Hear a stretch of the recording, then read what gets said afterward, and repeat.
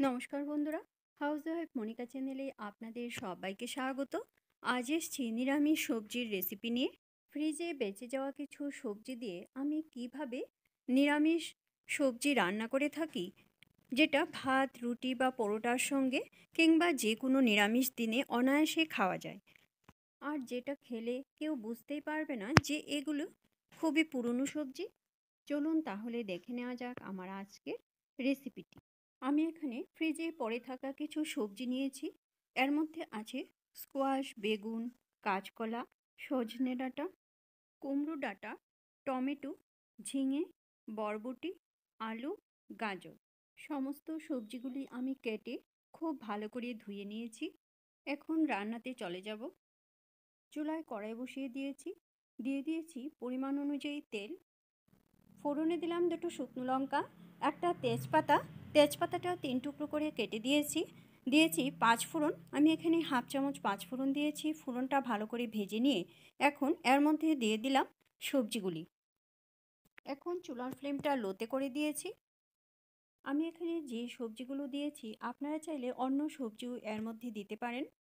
কড়াইয়ে সবজিগুলো দেওয়া হয়ে গেলে একে একে সমস্ত জিনিস আমি এর মধ্যে দিয়ে দেব। এর মধ্যে আমি দিয়ে দিয়েছি 2 মুঠো বুটের ডাল। ডালগুলি আমি সারা রাত জলে ভিজিয়ে রেখেছিলাম। এখন এর মধ্যে দিয়ে দিলাম হাফ ইঞ্চি আদা কুচি, দুটো চেরা কাঁচা লঙ্কা। ঝালের পরিমাণটা আপনারা আপনাদের প্রয়োজন অনুসারে দেবেন। দিয়েছি 1 চামচ জিরের গুঁড়ো, হাফ চামচ ধনে গুঁড়ো, হাফ চামচ হলুদ গুঁড়ো আর স্বাদ অনুসারে লবণ। সমস্ত কিছু দিয়ে দেওয়ার পর এখন ভালো করে নেড়ে মিশিয়ে দেব আর চুলার ফ্লেমটা লো টু মিডিয়ামে করে দেব। তারপর 2 মিনিটের জন্য ঢাকা দিয়ে দেব।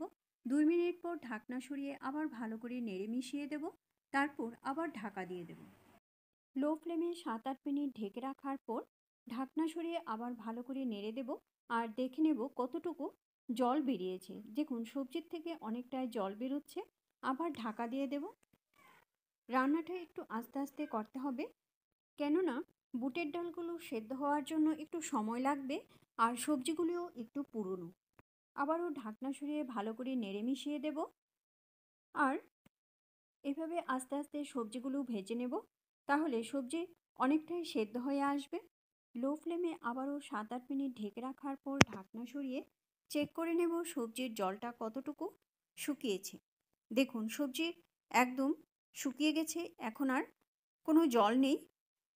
এখন ভালো করে নেড়ে মিশিয়ে দেব আর এভাবে আস্তে আস্তে আরেকটু নেড়ে ভেজে নেব। তারপর জল দিয়ে দেব সেদ্ধ হওয়ার জন্য।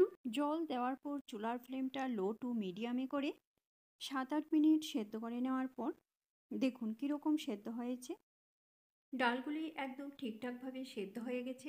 এখন জলটা আরেকটু শুকাতে হবে, তাই আবারও 2 মিনিটের জন্য ঢেকে দিয়েছিলাম। 2 মিনিট পর ঢাকনা সরিয়ে দেখুন জলটা একদম ঠিকঠাকভাবে শুকিয়ে গেছে। এখন এইভাবে খুন্তিটা দিয়ে নেড়ে সবজিগুলো একটু ভেঙে দেব আর এভাবে ভালো করে মিশিয়ে দেব, তাহলে খেতে খুবই ভালো লাগবে। সবজিগুলো ভালো করে একটু নেড়ে মিশিয়ে দেওয়ার পর দিয়ে দিয়েছি 1 চামচ ঘি। এখন ঘি সবজির সঙ্গে খুব ভালো করে মিশিয়ে দেব। তারপর চুলার ফ্লেম বন্ধ করে 5 মিনিট স্ট্যান্ডিং টাইমে রেখে তারপর সার্ভ করব। রেসিপিটা ভালো লাগলে অবশ্যই লাইক করবেন আর বন্ধুদের সঙ্গে বেশি করে শেয়ার করবেন। এইভাবে আপনারাও বাড়িতে ট্রাই করবেন, আশা করি আপনাদের কাছেও খুব ভালো লাগবে। আর আমাকে কমেন্ট করে জানাবেন কীরকম লাগলো।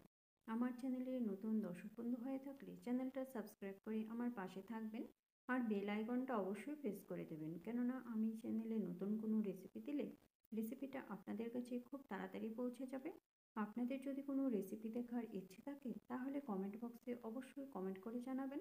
আমি সেই রেসিপিটা আপনাদের সঙ্গে শেয়ার করার চেষ্টা করব। আবার আসবো নতুন কোনো রেসিপি নিয়ে। ভালো থাকবেন, সুস্থ থাকবেন। ধন্যবাদ।